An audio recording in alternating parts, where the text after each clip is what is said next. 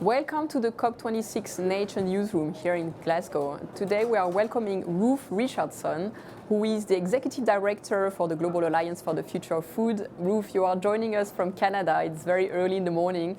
I hope you had a good breakfast. Could you tell us about what good food means to you?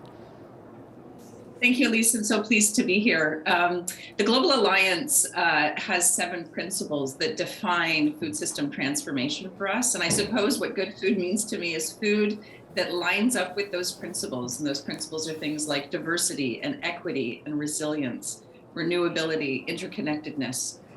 So to me, good food is food that manifests those deep values that we hold dear. And how do you see the relationship between climate, people, and nature? Do you think that there can be a transformation of our food systems? Because right now we know that the food we are eating is not always healthy. Some people have too much food, some other people don't have enough food. So how do you see this transformation happening?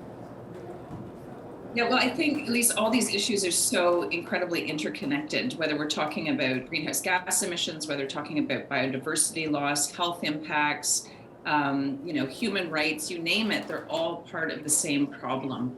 And so we have to see them together. Unfortunately, there's too little focus put on the interconnections between these various crises. So I think, first of all, we need to see them together. In terms of how we see food systems transformation, there are many different ways forward, many different solutions. For instance, we're really thrilled to see some of the Global Alliance members join the UK, Norway, Germany, the US, the Netherlands in partnership in a pledge to invest 1.7 billion to help Indigenous and local communities protect tropical forests that are vital to protecting the planet from climate change, biodiversity loss, pandemic risk, etc. So, these sorts of solutions point the way for us in terms of how to have a holistic perspective and how to really engage and hold up different communities. Indeed, we're facing one crisis, one planetary emergency, and we have to address it together as one team. You talked about Indigenous people, and could you tell us more about all the stakeholders that we should involve, that should be at the table to look at these food systems transformations? Who are the key players, and how do we work with all of them in a way that is maybe more inclusive? Absolutely. And at the Global Alliance, we believe very deeply that transformative change cannot happen without deep collaboration. And we often talk about, the diversity of stakeholders, including philanthropy, researchers, grassroots movements, private sector, farmers and food system workers, Indigenous peoples, government policymakers. It's going to take all of these people, all these sectors and stakeholders. I think within that group, it's really critical to ensure the participation of those often marginalized. So Indigenous people, women, smallholder farmers, youth. These were strong stakeholder groups within the UN Food System Summit, and we very much agree that they have to be at the center of the debate. And with that, this isn't a nice to have.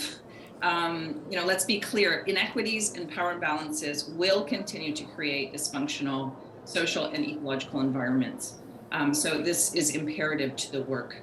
I've heard a slogan that we cannot have social justice on a broken planet. And equally, we can't heal a broken planet in the absence of social justice. Ways to do this differently, decision-making processes must be transparent, inclusive, participatory.